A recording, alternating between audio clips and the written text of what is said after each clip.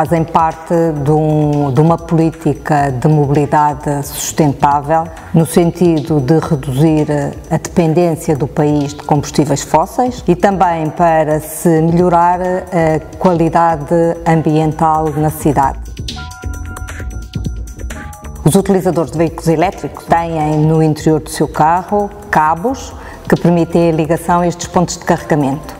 Vão ter uma infraestrutura de apoio, Mobie, que lançará uma série de apps no sentido de dar instruções, dar indicações, dar conselhos aos utilizadores dos carros elétricos, e vão ter também um call center em diversos níveis para resolver os problemas que, entretanto, forem ocorrendo.